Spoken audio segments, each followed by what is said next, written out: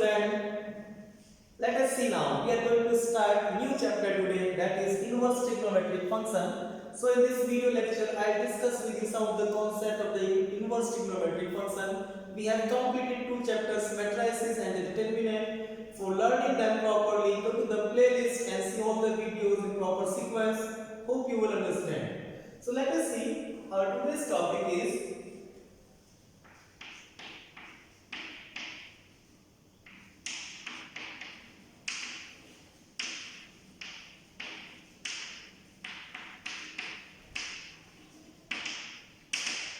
inverse trigonometric function. I'll tell you some of the concept first of all related to this chapter.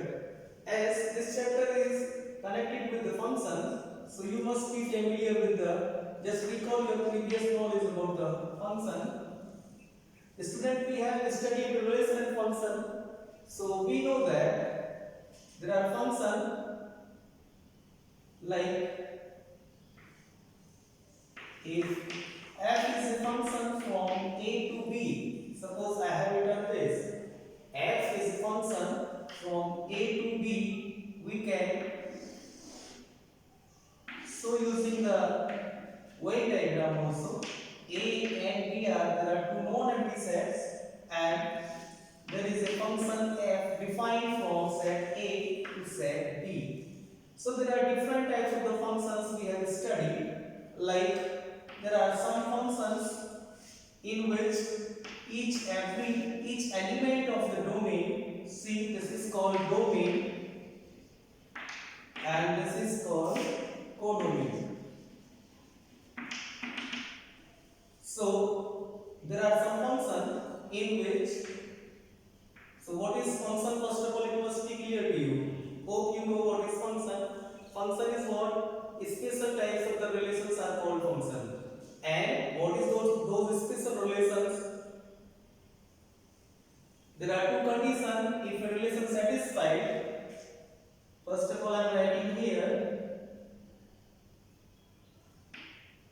Number one condition is this: for each x belongs to set A, there exists y belongs to set B. If there is a relation which is fulfilling this condition, then it can be a function.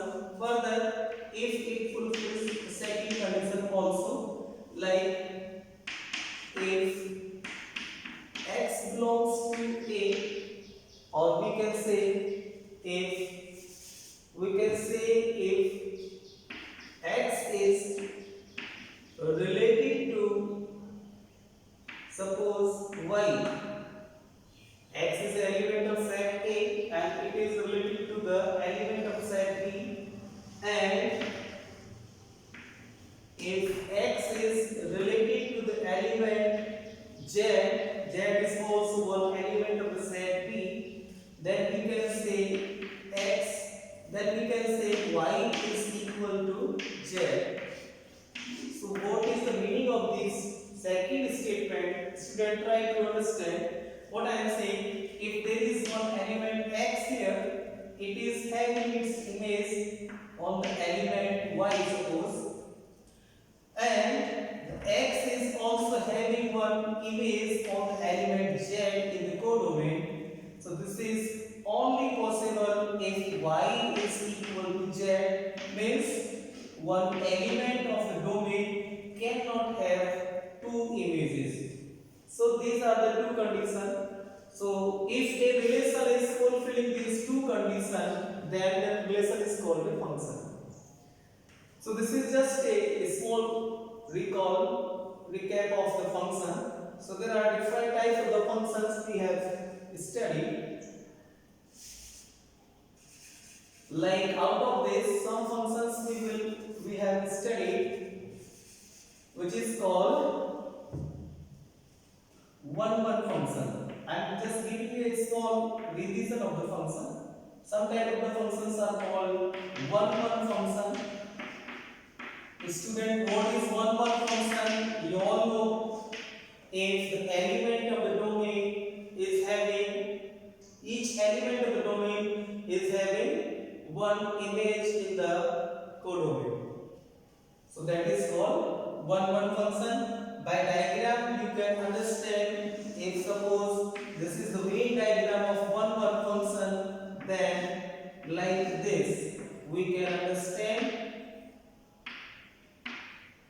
element of set A and set B making a function here. F is a function. This function is called one function. Then some functions are also called onto function. What is onto function? I'm just giving you a small knowledge about this. If there is a set A, there is another set B. So this function can be onto if suppose some element of set A are connected to set B like this. At the same time, there is no element in set B remaining whose pre-image is not available. Means all the elements of set B are having its pre-image. Set B, all elements are having its pre-image, that is called onto. Student, one function also called injection. And onto function also called surjection. And together, if you will combine this, then together these two functions called one onto function. What is one onto function? Means this is the diagram of the one onto function.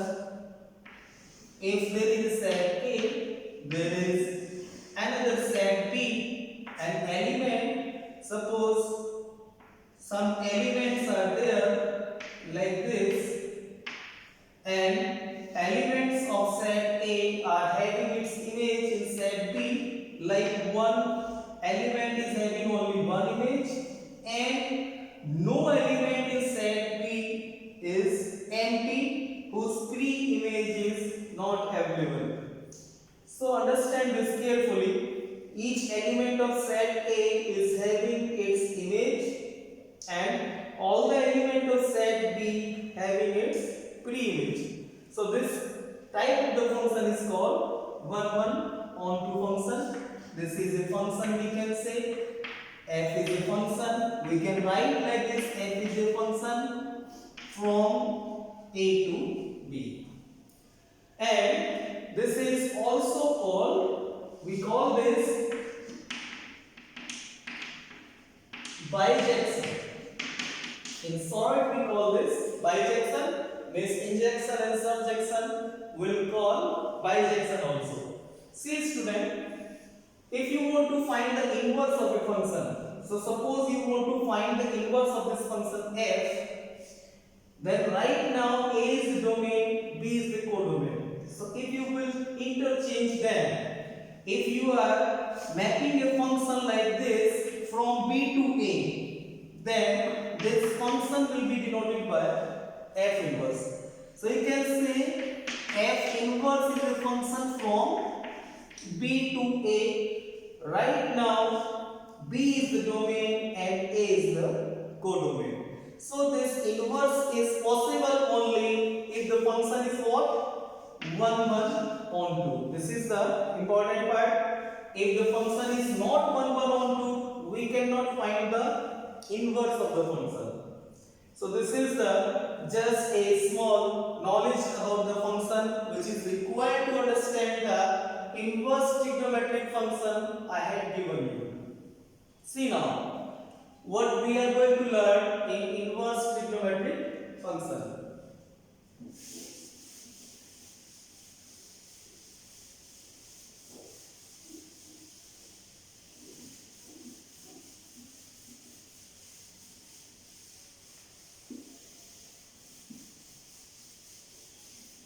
So the conclusion of this talk, it is that if the function is, if a function f is 1 on 2, or we can say bijection, then inverse of the function possible. Otherwise, no. But if you will see your trigonometric knowledge, if you will recall, suppose I am talking about the function fx is equal to sin x. It is a sine function. If you will see the just graph of the sine function, see student, if you will see the graph of the sine function, then it goes between 1 and -1. And suppose this point is here, it is pi by 2. This is suppose pi. This is suppose 3 pi by 2, and so on. This is suppose 2 pi. And here if you will see similarly, this is minus pi by 2. Then here it is minus pi. Then here it is minus 3 pi by 2, and then minus 2 pi. So if you will trace the curve of the sine function, see what happens at 0, it gives you 0, sine 0 is 0 only. Sine 90 will give you the value 1, this point is here. The value of sine 180 is again 0. Sine 3 pi by 2 is here again, it gives you minus 1 value, and 2 pi again gives you 0. Then similarly, if you will go to the negative side, sine minus pi by 2 will give you minus 1. Here it is sine pi will give you 0, and sine 3 pi by 2 will give you value 1, and 2 pi will give you again 0. If you will connect these all points, see, if you will connect these all points, student, you will be getting a curve like this, which is called sine curve. So this curve is the graph of the sine function. But as we know that sine functions are trigonometric functions are, because since we know that trigonometric functions are periodic functions.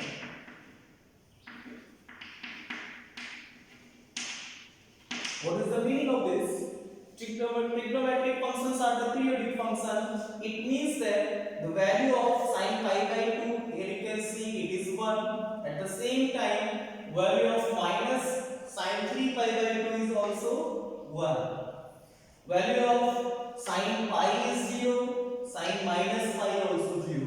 So that means, and this is in a period of 2 pi. If you will see the further in a unit circle,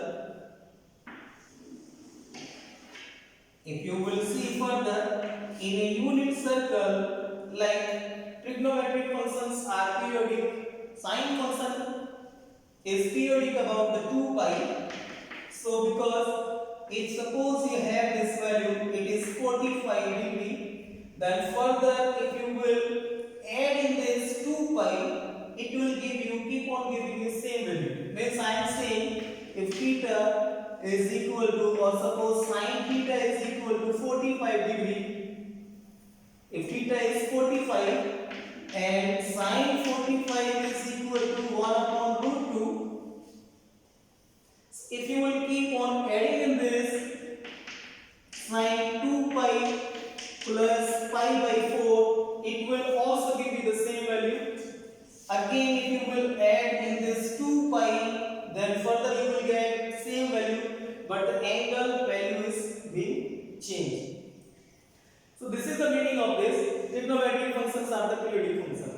But if it is periodic, it can never be 1 1 on 2. See this line? If we want to find the inverse of a function, then it must be 1 1 on 2. But here what we are analyzing, that sine function or the trigonometric functions, they are periodic functions. Like sine function is having the period 2 pi. So if you will see, till we cannot make this 1 1 on 2 function, we cannot find out the inverse of this function. So for making them 1 1 on 2, what we are doing? We are restricting them. Like we are making some branches here. See, if you will see these branches here, what I have done, I am taking this branch from minus pi by 2 to pi by 2. One branch is I have taken from minus pi by 2 to pi by 2. From here to here. So this particular branch, if you will see, this is what bijection. This is what 1 1 on 2, because the values are not being repeated in this part. So similarly, you will see this particular part pi by 2 to 3 pi by 2. This is also 1 1 on 2. So we can also take this part. Similarly, we can also take minus 3 pi by 2 to minus pi by 2. Here, this part is also, if you will restrict them, then this particular branches if you will take, then these are 1 1 on 2. So means if you want to find the inverse of the trigonometric function, you will have to restrict some of the part in some intervals, so that further function can be converted into 1 1 on 2 function. So student, inverse if you want to find, you will have to change the domain and the range also. So this is one part we have done. We have restricted the domain now, and for the second part is what we have to change now. Now our function is what we want to find, what is y is equal to sine inverse x. See now student, if you want to see what is y is equal to sine inverse x graph, so you will have to hold this y axis. This is y axis here, and this is I have taken x axis. So if you will hold the y axis and if you will rotate this anti-clockwise, how much? 90 degree. Then what happens? This axis, y axis, it becomes x axis, horizontal axis now, and horizontal axis will change into y axis. So now this is our earlier axis, which was x axis earlier. Now it has been changed into y axis, and this axis, which was x axis earlier, this has been changed into, earlier it was y axis, now it has been changed into x axis. See now, so we were representing the values on the y axis between this point. We can say this is 1 minus 1 comma 0, and this is 1 comma 0. And see now, we have taken the branch, like here we are taking this part, we are taking this pi by 2, and this we are taking this minus pi by 2. So as you can see, the value of the 1, it gives you at pi by 2. At 1, the value is what? Pi by 2. So this point you will take here, and similarly here you will take the point.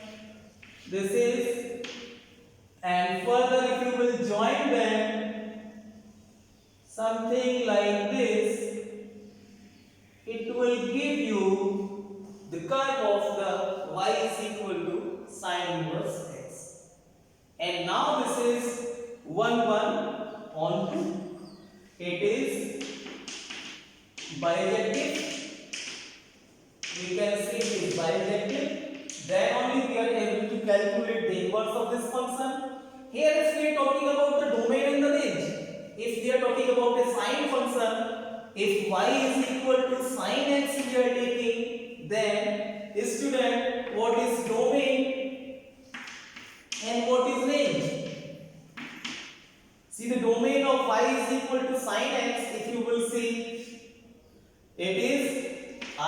you can take any real value you can take.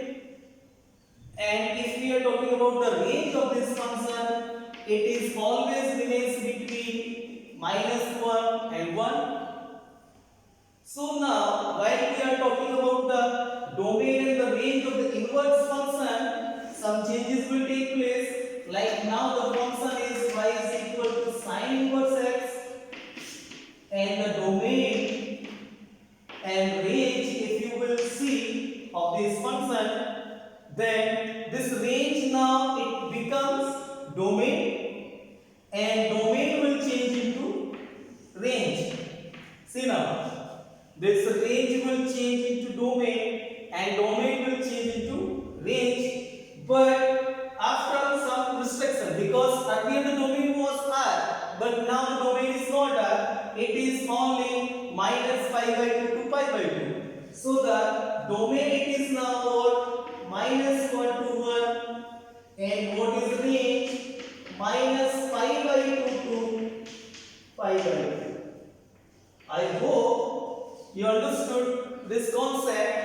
I have taken a single function y is equal to sine x, and in detail I had explained you how we find out the inverse trigonometric function of the y is equal to sine x, which is called y is equal to sine inverse x, and domain of which is minus 1 comma 1, range of which is minus pi by 2 to pi by 2. Why it is not R? Now you can give the answer.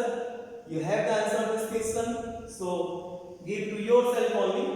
So this is the procedure we'll have to apply for all the trigonometric function for finding the further inverse of the trigonometric function. So let us see. Similarly, you will try this exercise by yourself. You will find the y is